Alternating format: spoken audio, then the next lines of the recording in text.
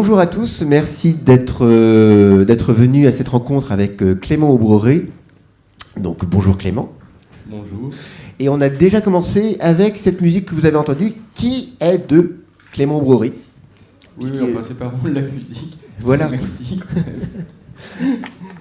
Et c'est ça un peu avec toi, c'est qu'est-ce qui te fait courir ? Alors, illustrateur, chef d'entreprise, cofondateur de 2 studios d'animation, d'une société de production, réalisateur de films d'animation, dessinateur, musicien, à tes rares heures perdues de retard. Puis récemment, scénariste de bande dessinée. Voilà. Pourquoi ? Qu'est-ce qui te fait courir ? Pourquoi tant de fonctions ? Non, mais c'est trop. Hein. Là, tu triches parce que tu cumules oui, mais qui sont succédés dans le temps. Oui. C'est que là, c'est très simple. Je fais juste de la BD et de la musique quand j'ai un peu de temps, effectivement. Comme hier soir, par exemple. Oui, mais alors dans ce cas-là, pourquoi tu as changé au temple ? Eh bien parce que le changement, c'est une manière de se régénérer, c'est une manière de se remettre en question, c'est une manière d'aller explorer des territoires peu connus de soi-même. Après, il y a d'autres qui ont déjà tracé dans toutes ces directions. Voilà, c'est parce que j'ai envie de m'amuser et quand je suis toujours en train d'être dans la même routine, ça ne me convient pas. Donc. Ça t'ennuie, c'est ça ? Bah ouais, je sais pas. Enfin, il me semble que voilà, c'est important de se faire des challenges et des objectifs, quitte à rater, hein, on a le droit de rater, mais en tout cas de ne pas rester immobile, à attendre que ça se passe. Alors, est-ce que c'était pareil, ce virage vers la bande dessinée ? Alors, je vais être tout de suite, je vais avoir un pic. Est-ce que c'était la crise de la quarantaine ? Non, c'était pas la crise de la quarantaine. C'est vrai, c'était à cet âge-là déjà, mais bon, c'était il y a très peu de temps. Oui, il y a 1 ou 2 ans, pas plus. Voilà. Non, c'était la crise de l'auteur inconnu. C'est une petite anecdote pour ceux qui connaissent BDnet Charonne. C'était dans une librairie de BD à Paris. Et j'ai acheté. Je faisais que de la jeunesse à cette époque-là. Je faisais que de l'illustration jeunesse. Et je vais payer à la caisse et je fais bien sûr des fausses factures pour mes notes de frais. Et donc je suis obligé de donner mon nom à la caisse, et il y avait un libraire, je me souviens il s'appelle Jean-Pierre, et il a depuis ouvert d'autres librairies, qui me dit « Ah mais vous êtes Clément !» et en fait, je ne m'étais jamais posé la question, personne n'avait jamais reconnu ou connu mon nom, quoi que ce soit, et le mec il était hyper pointu, c'est un type qui lisait des tas de trucs, et c'est quelqu'un qui avait déjà lu un livre à moi, et ça m'a fait un choc parce que j'en avais fait 50, et personne ne les avait jamais lus. Et je me suis dit, ah, c'est sympa, il y a un mec qui a regardé ce que j'ai fait, il se souvient de mon nom.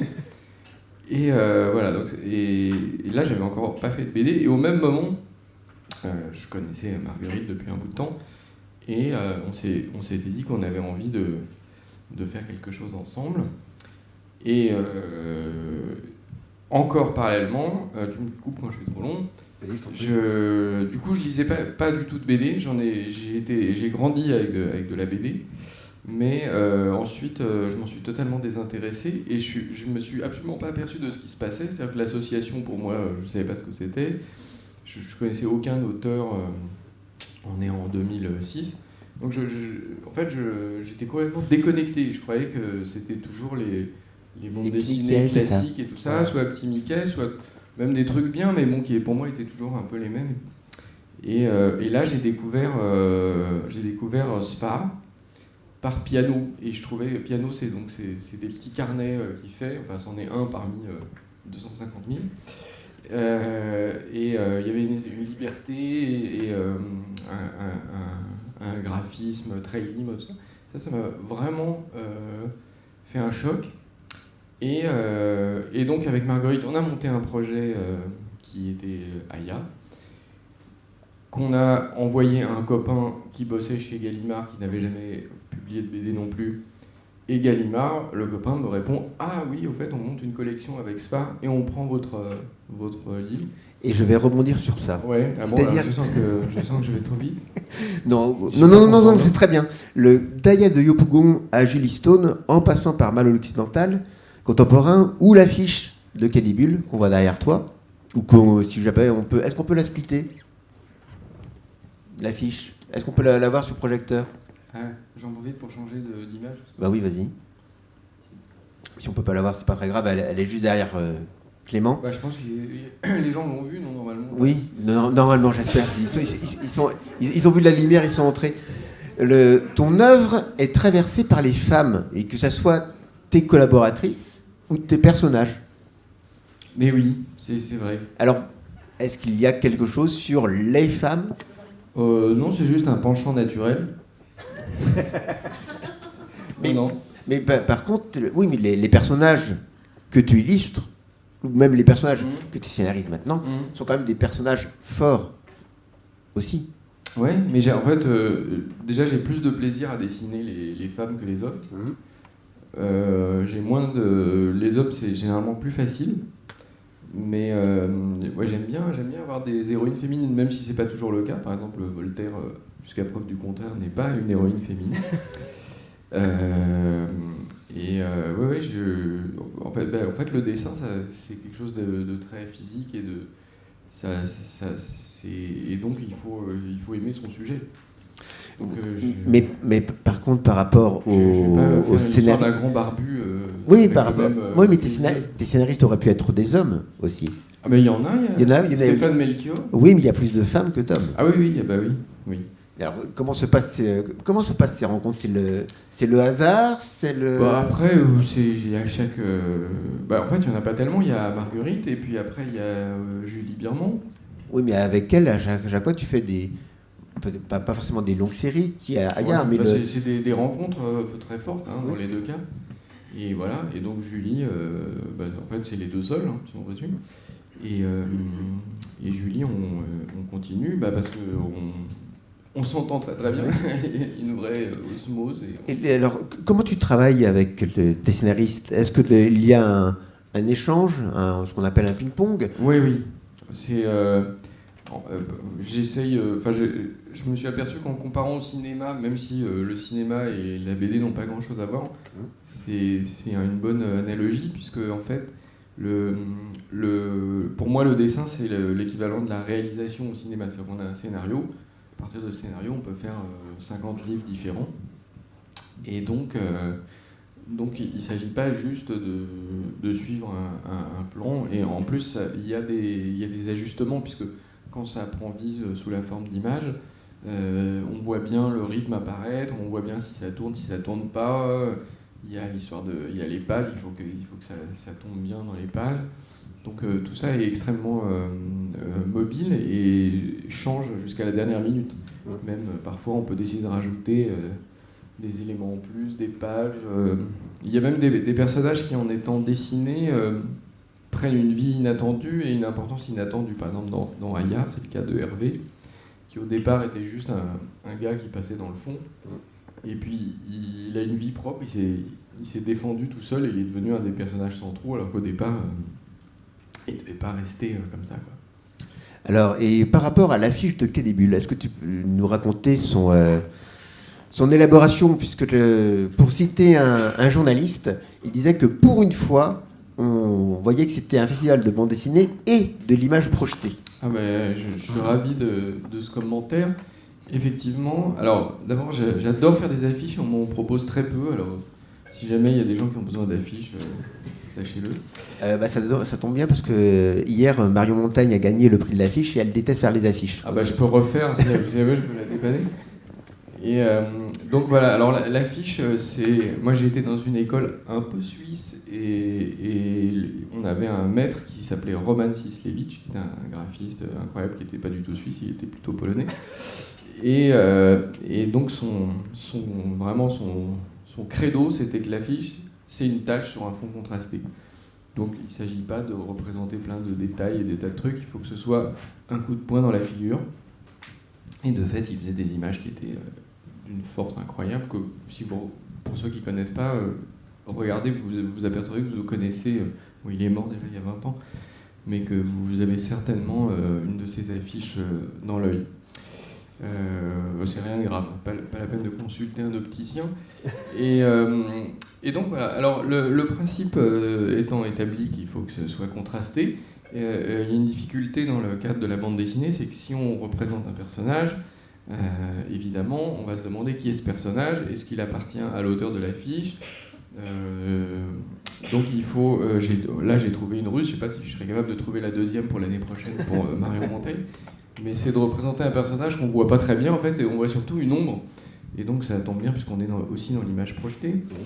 Et donc en fait il faut se mettre en retrait, évoquer le sujet qu'on nous a confié, en l'occurrence le festival de Saint-Malo. Et donc tout ça est un ensemble de hasards et de pérégrinations qui font qu'au bout d'un moment, je suis arrivé à ça, où je me suis dit que c'était bien, parce qu'il y avait il faut qu'il y ait un humain. Pour moi, dans la bande dessinée, c'est quand même la représentation du corps. Et en même temps, ce qui prend vraiment l'importance, c'est la silhouette, et c'est pas le personnage en lui-même. Et puis là, évidemment... pour moi, Saint-Malo, ça évoque vraiment la liberté, le côté, le vent qui va nous porter au large. Donc, je ne suis pas allé chercher bien loin l'écran sur lequel j'allais projeter ma silhouette. Et à propos de Cadibule, on t'a aussi proposé de t'impliquer plus dans le festival. Est-ce qu'on t'a dit choisi, ou est-ce que c'est toi qui as proposé ? Ouais, non, on m'a pas proposé. J'ai dit, ouais, les gars, si vous voulez, je vous fais des tas de trucs. Et donc ils ont réfléchi, ils étaient un peu inquiets et ils se sont dit bon ok. Et voilà, donc c'est plutôt moi qui me suis imposé, mais non, mais ils étaient d'accord après, mais les pauvres, je leur ai un peu forcé la main. Est-ce que tu t'es donc dans ce cas-là imposé dans ton expo, ou tu les as Ah non, après moi je fais confiance. D'accord. Je m'en suis pas mêlé une seule seconde. On voit autre chose dans ton œuvre, ce sont les voyages. Tu es entré clandestinement aux États-Unis, tu es allé plusieurs fois en Afrique, au Japon, dernièrement tu es allé à Séoul. Et je me suis demandé si les voyages formels, ou si c'était le hasard aussi, les envies, parce que tu bouges quand même beaucoup, outre le fait d'être auteur et d'aller dans les dédicaces, évidemment. Ah ouais. Alors mes voyages récents, c'était vraiment ça, c'était des voyages d'instituts français ou de trucs comme ça. Donc voilà, la motivation était extérieure d'une certaine manière. Après, je profite des occasions qui me sont proposées. Et quand j'étais plus jeune, j'avais très envie de bouger. En fait, je ne savais pas trop qui j'étais, ce que je voulais faire. Et donc, ce que font généralement les gens à cet âge-là, parce que là, les États-Unis, tout ça, je devais avoir 20 ans, et ben, c'est d'aller voir ailleurs comment c'est pour savoir où on est, comment on s'appelle, ce qu'on va faire. Voilà, c'est le côté un petit peu formateur du voyage, mais bon, j'ai pas tant voyagé que ça. Il me manque encore beaucoup de miles sur ma carte. Mais étant donné que tu as quand même pas mal voyagé, comment les autres pays ressentent la bande dessinée franco-belge ? Ah bah ça dépend lesquels. Je sais pas, aux États-Unis ils s'en foutent royalement, au Japon aussi. ceux qui aiment ça, c'est les Taïwanais. Les Taïwanais adorent la bande dessinée. Enfin, en tout cas, ils m'ont accueilli avec intérêt. Donc, je ne sais pas si je suis vraiment franco-belge. Enfin, parce que quand vous dites franco-belge, on pense plus à un truc un peu moins brouillon, quoi, un truc un peu plus classique. C'est du format franco-belge. Ah, ça, c'est du format franco-belge. Oui. Voilà. C'est pas un entremets franco-russe. Non, c'est pas grave. Donc, qu'est-ce que je voulais dire ? Ouais, que, en fait, par définition, comme je suis invité, ils sont obligés d'être aimables avec moi. Maintenant, on sent que soit on est un peu dans le... Enfin non, en fait, quand on est là-bas, on est toujours un petit peu dans le côté un petit peu chic, enfin élitiste de la bande dessinée. Au Japon, je pense que tout le monde sait qu'ils publient que de la BD japonaise, et un peu de Crécy, mais même de Crécy, même s'il c'est un dieu là-bas, je pense pas que ça ait super marché non plus, il le dit lui-même. Voilà. Aux États-Unis, ils considèrent qu'on est juste des tâcherons, parce que vraiment le style américain, c'est quand même très très lisse. Moi, là, je vais me faire plein d'ennemis, mais c'est pas mon truc, quoi. J'aime pas trop les dessins trop tendus, trop propres. Après, il y a des très bons auteurs et tout ça, mais je préfère, à la rigueur, Spiegelman. Voilà, là, il y a de la vie pour moi. Voilà. Là, à Séoul, ils étaient extrêmement gentils, très accueillants. Mais clairement, c'était l'exception du festival de Bucheon. Le reste était plutôt que du manga. Et en fait, alors c'est marrant parce qu'en Corée, ils ont carrément bypassé l'édition totalement. Donc les auteurs vendent leurs BD en ligne sur des plateformes. Et donc il n'y a plus d'édition, il y en a très peu. Ou alors c'est vraiment des trucs très chics, justement, des espèces de librairies super intello et très très belles, mais il n'y a pas vraiment la catégorie intermédiaire qui serait... j'ai l'impression que c'est un peu ce qu'on essaye de faire ici, c'est-à-dire des livres qui soient quand même populaires, mais qui ne soient pas juste des produits commerciaux. Enfin, c'est pas du tout ma démarche en tout cas. Et alors, pour différentes raisons, tu as dû laisser certains titres dans d'autres mains, par exemple Mathieu Sapin pour Akissi, Jules pour l'adaptation du premier tome de Pablo, ou alors, je crois qu'il y a le prochain tome des Royaumes du Nord qui passe par un autre dessinateur. Comment ressens-tu cet abandon ? Il y a deux trucs qui sont très différents dans ce que tu dis. C'est pas que je suis... Enfin, quand je passe la main, c'est que je n'ai pas le temps de m'en occuper. Tout simplement. Oui. Donc, Akissi, pour Mathieu. Puis Akissi, en plus, je venais de faire tous les Aya, donc j'avais pas envie j'avais envie de changer, quoi. J'avais envie de faire un truc un peu plus froid, donc j'ai fait les Royaumes du Nord. Voilà. Je sais plus ce que tu as dit, les Royaumes du Nord. Les Royaumes du Nord, et sinon, le premier tome de Pablo, il y avait l'adaptation, en fait. Ouais, alors, ça, c'est encore autre chose. C'est. En fait. Au départ, je ne connaissais pas Julie Birman et elle m'a proposé donc, son scénario et elle avait bossé avec Jules comme c'était son premier volume. Enfin, il a fait quelque chose avec Catherine Meurice avant. Oui. Mais sinon, lui, il a participé au... Quand on l'écoute, lui, on a l'impression qu'il a tout fait. Il a même fait les dessins, il a tout fait. Il est extraordinaire, mais non, là, je le charge sans aucun problème. Mais bon, il a adapté le premier tome, quoi, voilà. Mais bon, c'était un truc en amont et après c'est tout, quoi. Donc c'est un peu le contraire. Que d'accord. Là on a pris la main. Voilà. Mais sinon, non, c'est parce que les Royaumes du Nord, je suis arrivé au bout de la première trilogie et j'avais là aussi envie de changer ailleurs et j'ai préféré laisser Thomas Gilbert s'amuser avec la suite. Tu as dit à propos d'Aya, le réalisme ne m'intéresse pas. Je préfère rendre une subjectivité, reproduire une atmosphère. J'ai l'impression que c'est pareil sur la plupart de ton œuvre, quand même. Pour moi, le dessin, les dessins réalistes sont des dessins besogneux. Sauf chez Moebius, où je vais me faire 1 milliard d'ennemis et tout le monde va dire que je suis odieux. Mais en fait, il faut vraiment... Déjà, qu'est-ce qu'on appelle un dessin réaliste ? Moi, ne serait-ce que la photo, vous avez tous des photos de vous, il y en a que vous aimez, il y en a que vous aimez pas, pourtant vous êtes la même personne. Donc ça montre bien déjà que même à travers un appareil qui est neutre, on change de visage, hein, on change d'aspect selon l'humeur, selon l'éclairage, selon plein de trucs. Donc moi je ne comprends pas quand je lis une bande dessinée où les personnages ont éternellement la même tête. Pour moi, c'est juste de la reproduction. Et la reproduction, c'est bien, mais je laisse ça à la machine. Ce qui m'intéresse dans le dessin, c'est qu'ils sont un peu ratés. C'est qu'il y ait une émotion et que le vrai réalisme, en fait, c'est quelque chose de... C'est qu'on est tous un peu flous, quoi. Vous n'avez pas du tout la même tête qu'hier, je vous ai limite pas reconnu. Et ça me rassure, si vous étiez le même qu'hier, je partirais en courant. Donc personne n'est symétrique, hein. Mettez votre visage, mettez un miroir au milieu, regardez-vous, vous n'êtes pas symétrique. Donc les gens qui dessinent des visages symétriques se trompent. Ils parlent probablement d'une autre planète, la planète de la symétrie.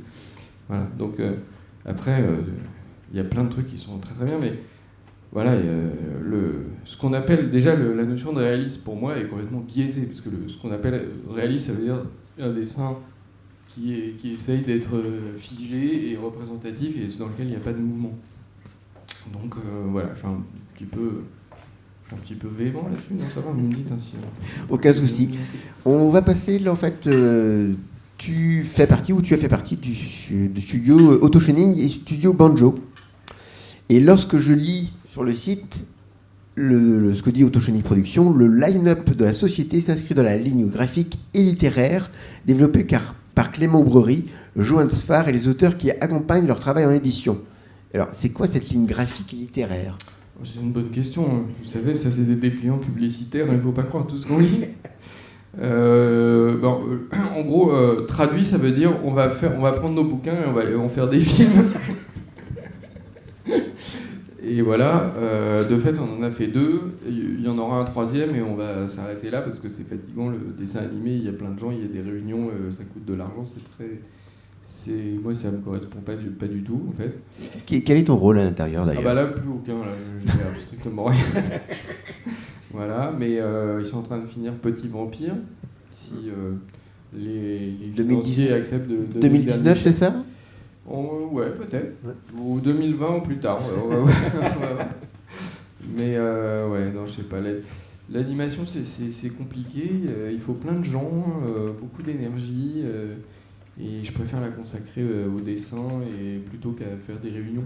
C'est ce qui m'a un petit peu... Oui, mais par contre, j'ai lu que, par exemple, lorsqu'il y avait le chat du rabbin, vous avez fait jouer les comédiens en costume avant le premier dessin. Ah, mais le chat du rabbin, on s'est lâché. On avait un gros budget, on pouvait... Donc on a fait plein de trucs. On a fait... effectivement, on a fait faire tous les costumes.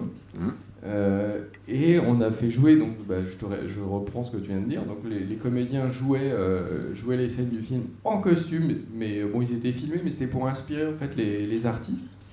On voulait aller carrément à Alger, emmener les équipes de dessinateurs, et puis on s'est dit, bon, si on va à Alger faire une équipe du chat du rabbin, bon, ça va peut-être être un peu compliqué, on va peut-être rester à Paris, ça va être plus simple, on va faire des costumes, on va faire des décors.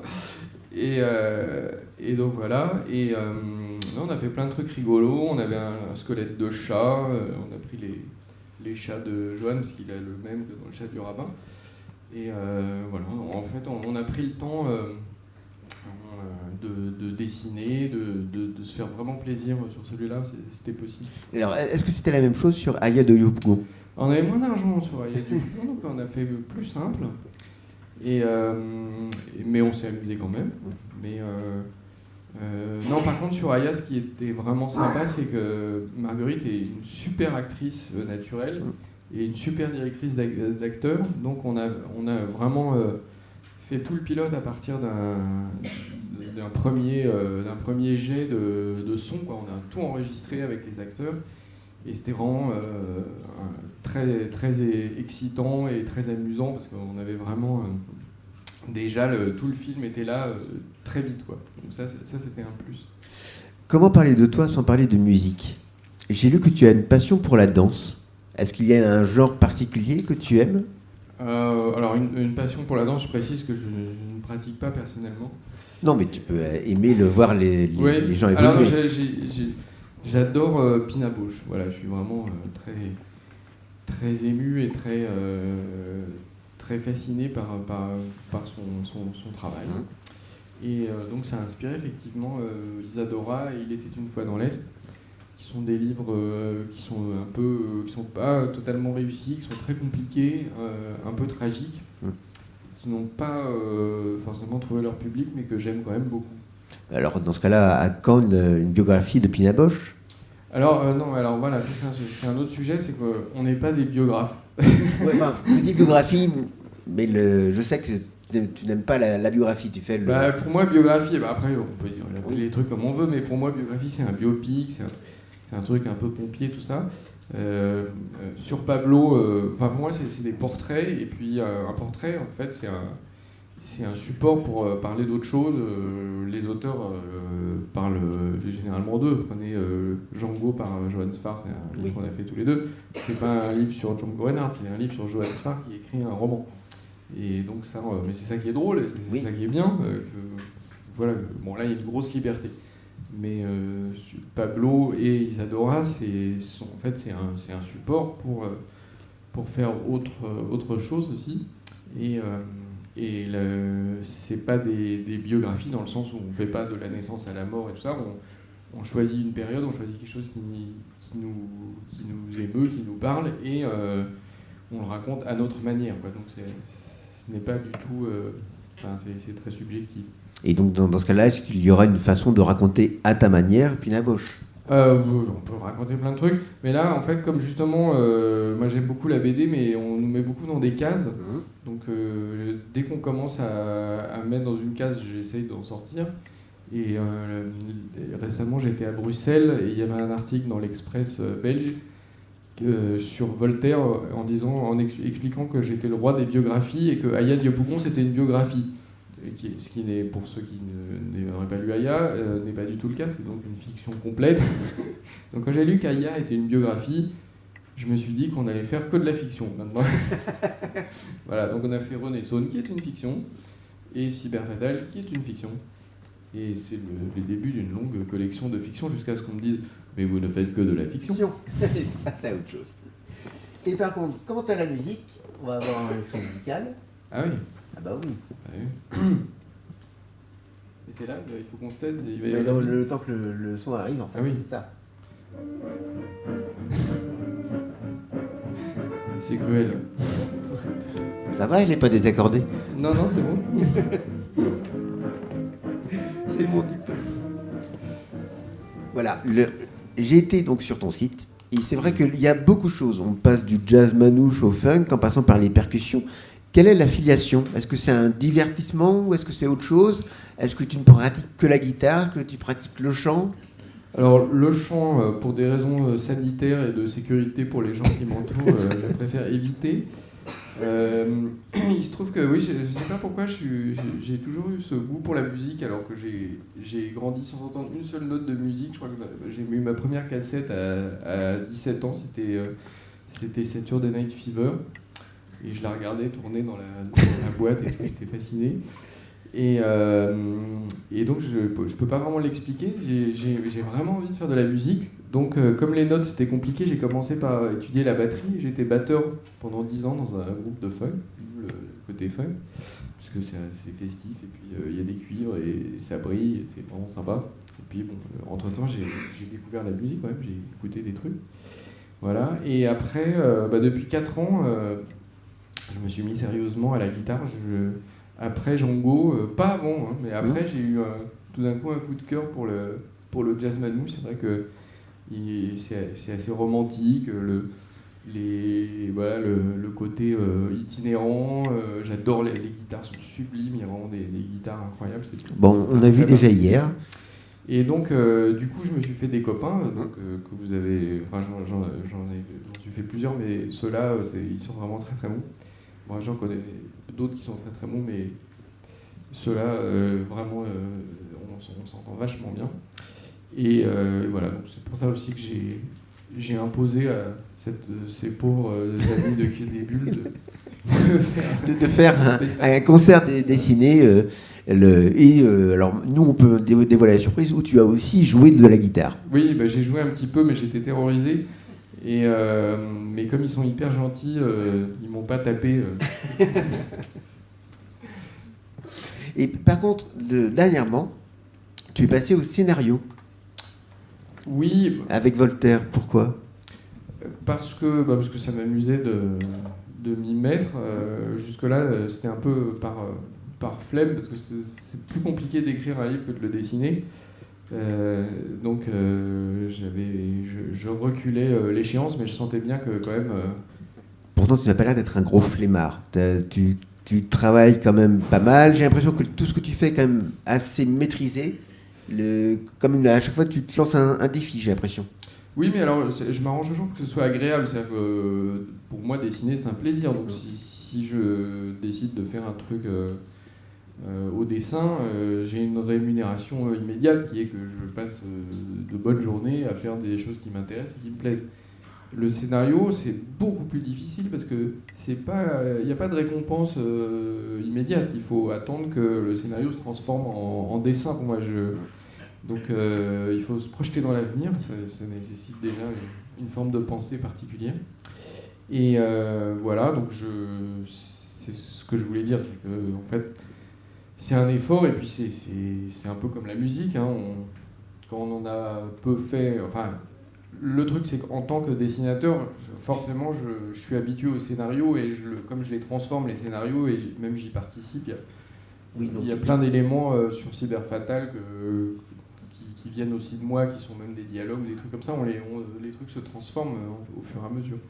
Donc je me sentais quand même qualifié pour écrire un scénario.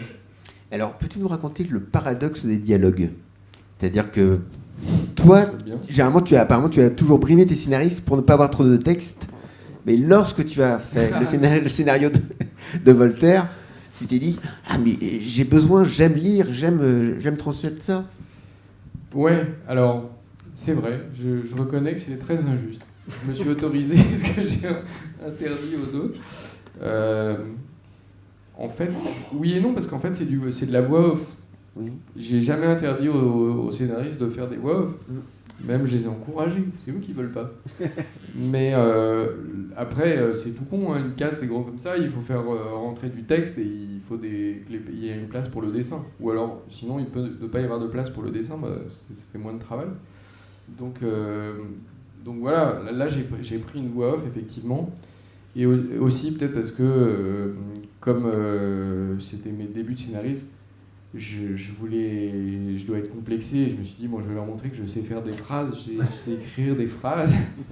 Donc j'ai mis des phrases partout pour dire, hey, les gars, je suis scénariste. Je cite, j'aime le verbe, j'aime écrire et lire. Ah oui, j'ai dit ça, c'est très profond. Il faut le garder pour mettre sur ma tombe plus tard. Alors, je me suis demandé si... J'ai dit ça parce que c'est tellement intéressant que...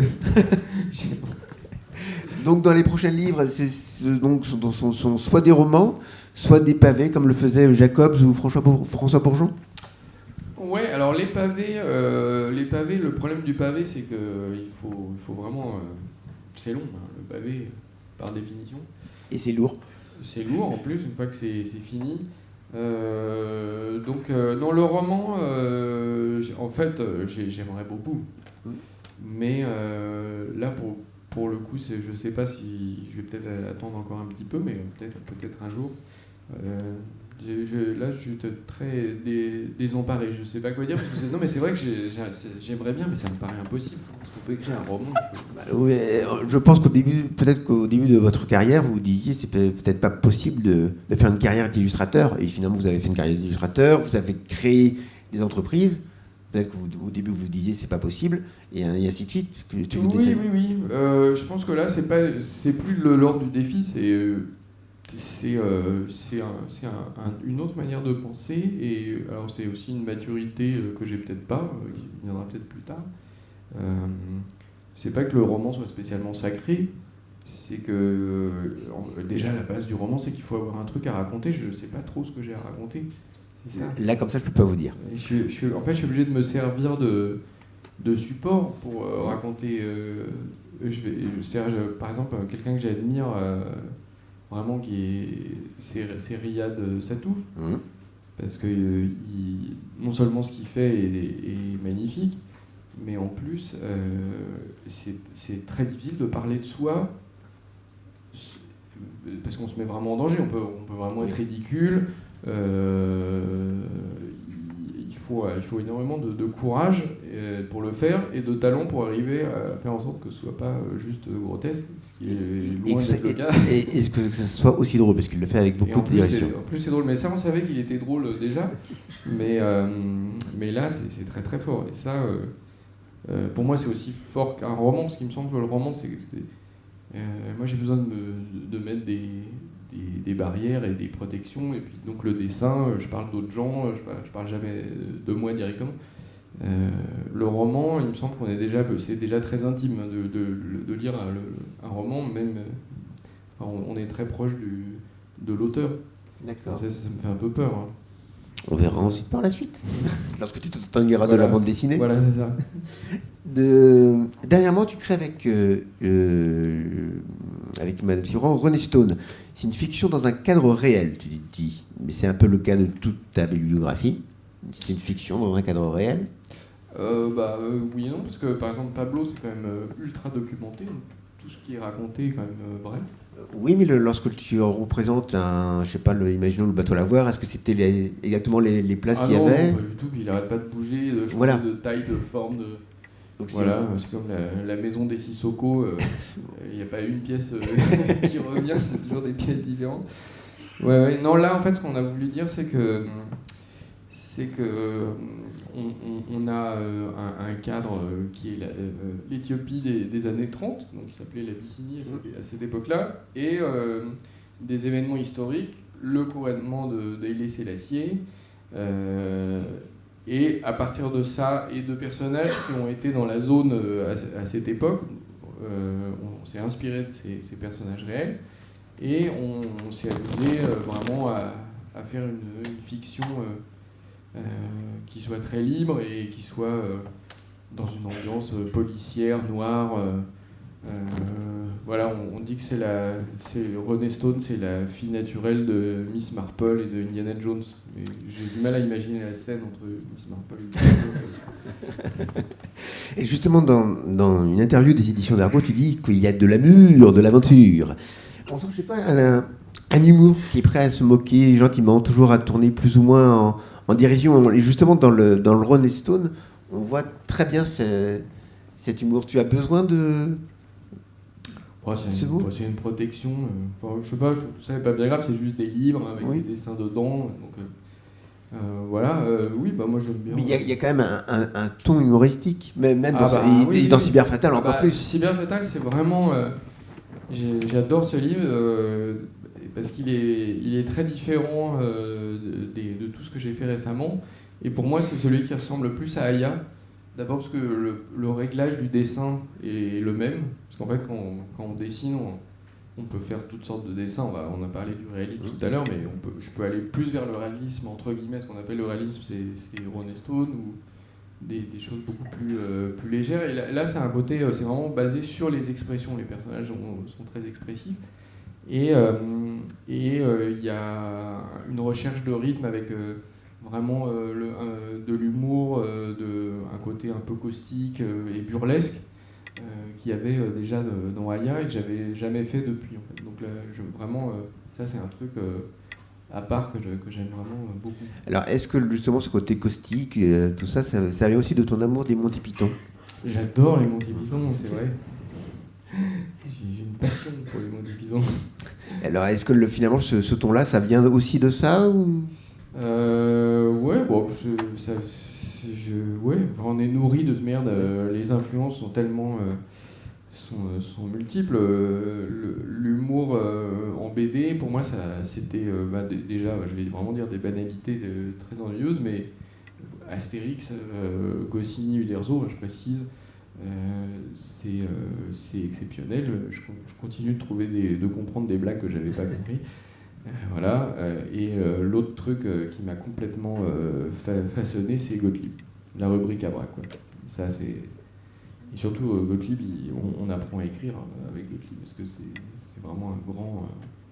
un grand dessinateur. Un grand lettreur. Je trouve le plus incroyable chez Gottlieb, en fait, c'est pas les dessins, c'est le lettrage.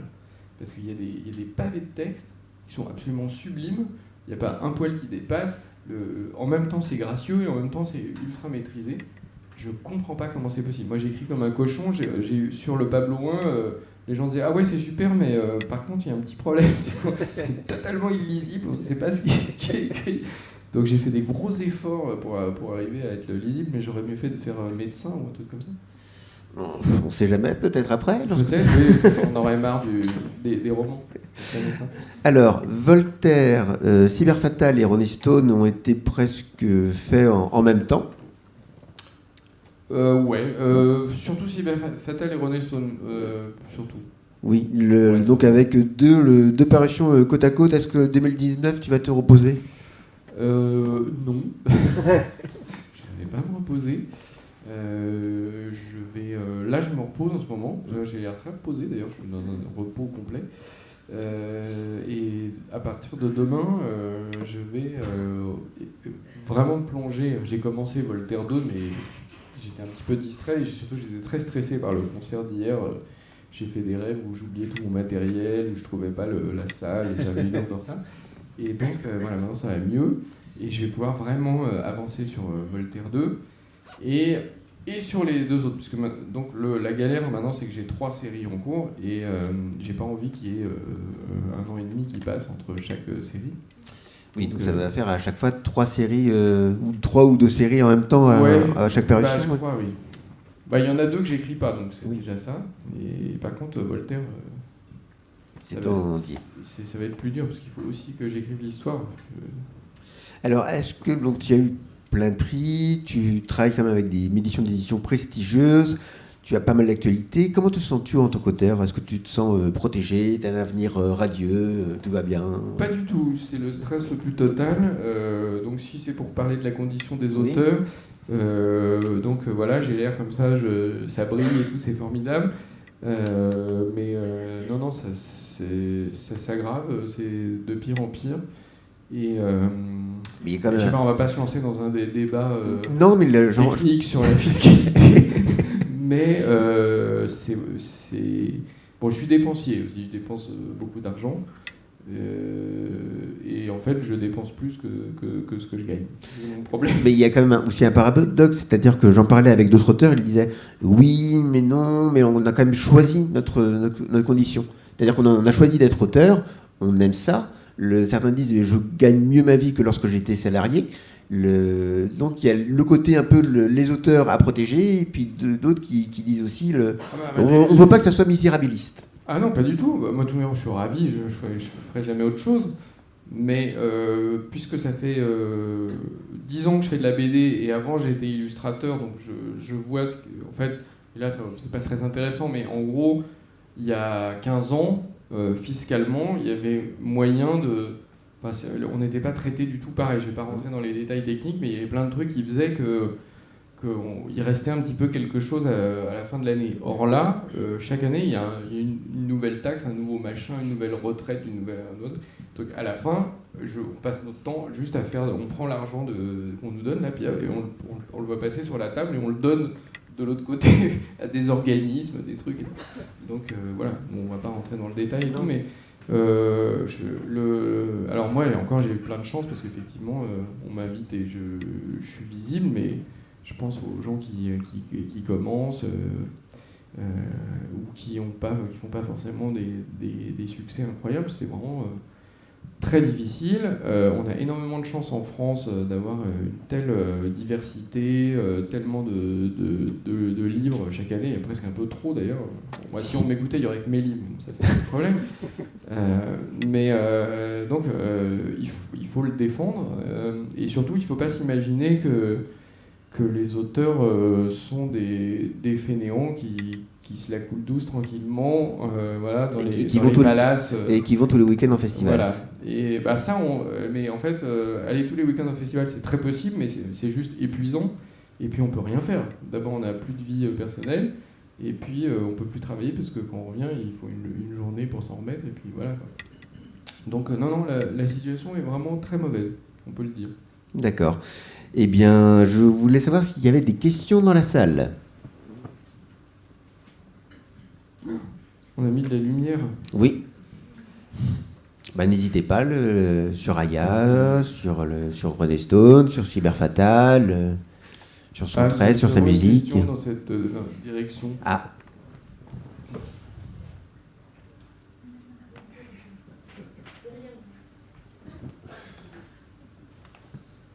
Bonjour. Page de pub. Bonjour. Je trouve que les palettes de couleurs sont très très belles, et je voulais savoir, enfin vos palettes de couleurs sont très belles. Je voulais savoir comment vous abordez la couleur et le travail de la couleur justement. Alors il y a plein de cas différents. Parfois je fais la couleur tout seul. Parfois je fais la couleur avec quelqu'un qui m'aide. Ça veut dire qu'il va d'abord détourer tout et faire une première couleur. Et puis moi je vais la finaliser. Et un troisième cas où on peut dire que je donne mon accord sur la couleur ou pas, mais c'est pas du tout moi qui l'a fait. Dans tous les cas, la couleur est effectivement très importante, et elle peut tout gâcher, donc il ne faut pas la rater. Le but principal, c'est qu'elle accompagne évidemment le récit et qu'elle améliore sa lisibilité et éventuellement qu'elle nous fasse rêver et qu'elle soit magnifique. Mais avant même qu'elle soit magnifique, parce que quand je travaille avec des coloristes, je ne vais pas leur dire j'aime pas le violet ou un truc comme ça. Par contre, je les laisse libres là-dessus, mais je leur demande de faire en sorte qu'on mette toujours le principal en valeur et que le séquençage du récit soit rendu lisible par la couleur et non pas l'inverse. Et donc c'est un... voilà. Après, il y a des univers qui sont très différents. Bon, par exemple, Aïda, j'ai tout fait sur cette série. Et Cyber Fatal qui est là, c'est Brigitte Findakli qui a fait la couleur, avec énormément de talent, comme d'habitude. Et voilà, ça c'est quelqu'un qui a vraiment énormément de métiers et de savoir-faire. Et immédiatement, elle comprend, je crois que je vous ai appelé en même temps pour... et immédiatement, j'ai envie de danser. Déjà le rapport à la danse. Et immédiatement, voilà, elle comprend la scène et elle la magnifie, quoi. Donc ça, c'est vraiment, c'est aussi un plaisir que de travailler avec quelqu'un qui s'en occupe. Déjà parce qu'il y a quelqu'un qui s'en occupe, donc ça c'est sympa. Parce que c'est quand même, pour moi en fait, c'est plus compliqué, c'est plus long presque la couleur que le dessin aussi.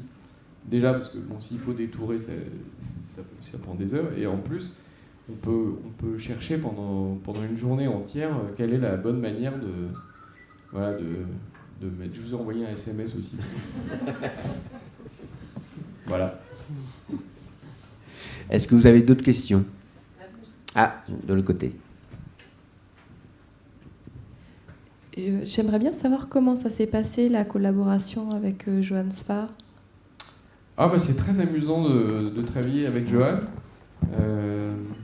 parce que lui aussi il est assez freestyle, comme vous pouvez imaginer, et donc par exemple il me dit s'il y a des trucs que tu as envie de dessiner, des pages, des machins, tu les fais, tu me mets des bulles et je les remplis.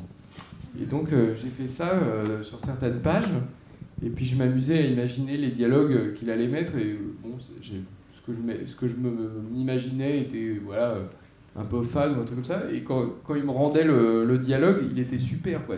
C'était beaucoup mieux que ce que j'avais imaginé.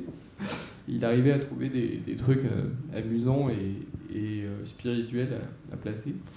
Donc voilà, non, avec Johan, malheureusement c'est un garçon un petit peu pris qui se lance sur quelques projets à la fois, mais il y a un gag récurrent de l'autre côté. Et voilà, mais sinon c'est très très amusant comme méthode de travailler, et pas du tout orthodoxe évidemment. C'est du tâtonnement. En fait, c'est ce que j'aime bien faire.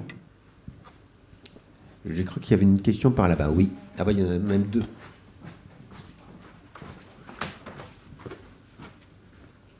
Là.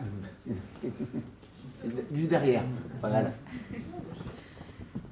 Moi, je voudrais savoir pourquoi, à un moment donné, on décide de dessiner Voltaire. Et quand vous faites les textes de cette BD, est-ce que c'est les mots textos de Voltaire ou c'est les idées de Voltaire et vos mots à vous? Alors, les motivations pour la BD sont multiples. Si j'ai une seconde ou... Tu as une seconde? C'est bon. Déjà, bon, en fait, c'est venu d'une discussion avec Laurent Muller aux Arènes,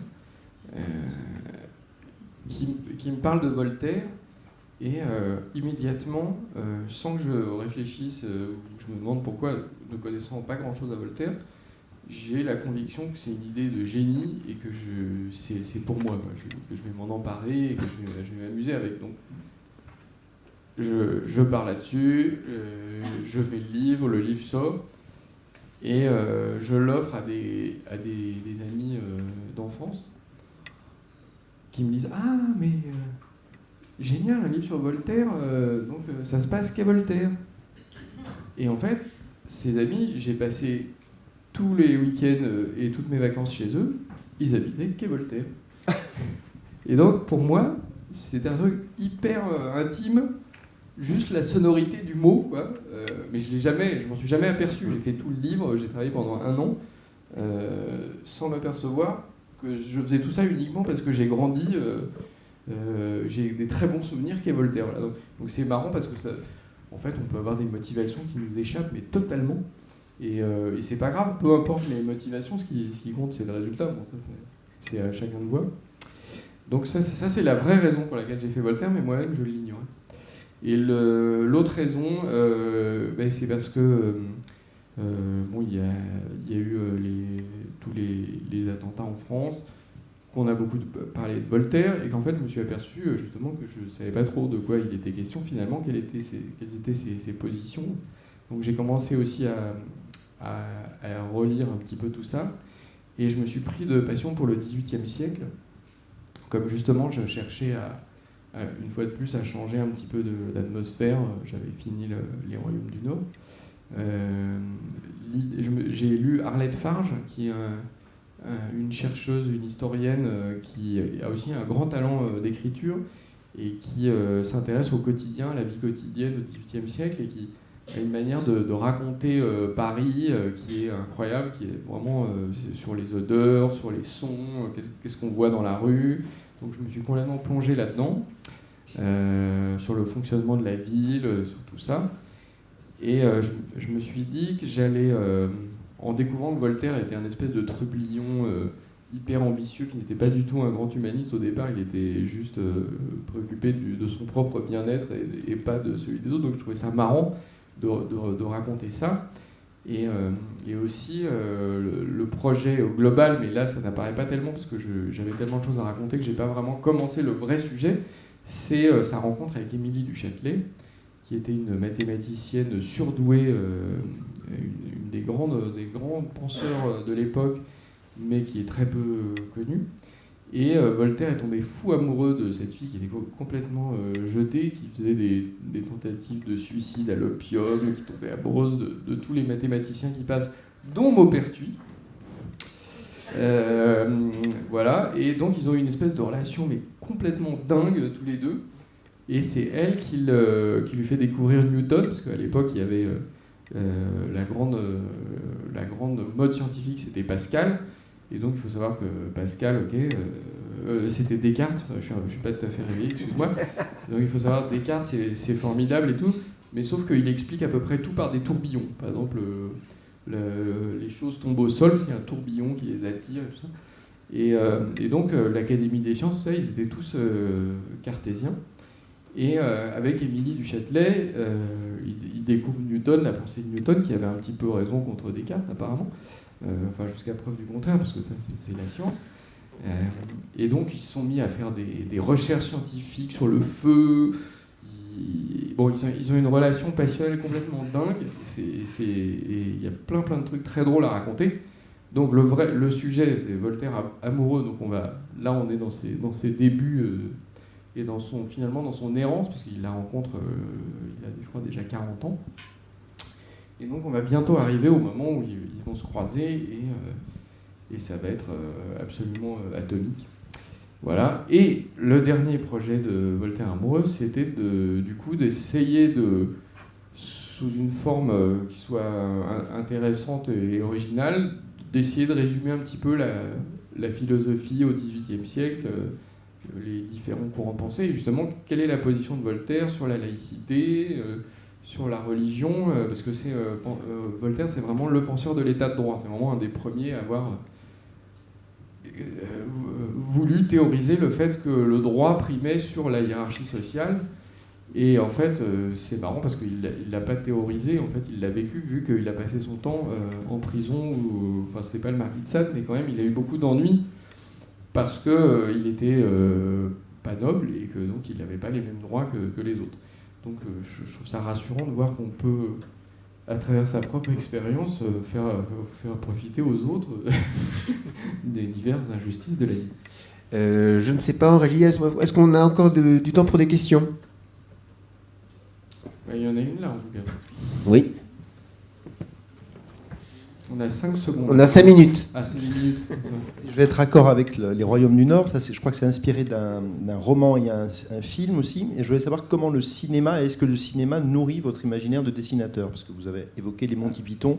Mais est-ce qu'il y a des films comme ça qui vous ont marqué et ça se retrouverait dans vos dessins? Ça peut être des personnages de cinéma que vous dessinez. Enfin, je ne connais pas totalement toute votre œuvre, hein, mais j'ai l'impression que vous êtes très cinéphile quand même. Alors, vous avez raison, je suis extrêmement cinéphile. Et là, vous me voyez tripoter mon téléphone parce que je suis cinéphile et j'ai un cerveau qui est une véritable passoire. Et généralement, je me fais des listes de trucs.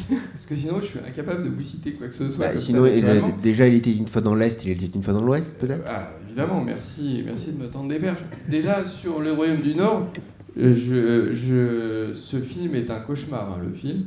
Le film est et là, je cite le Pullman lui-même, hein, qui déteste ce truc. Et moi-même, généralement, ce que je fais existe déjà en film, c'était le cas pour Zazie, malheureusement, je l'avais encore en tête. Zazie, c'est vachement bien, mais en fait, ça parasite complètement.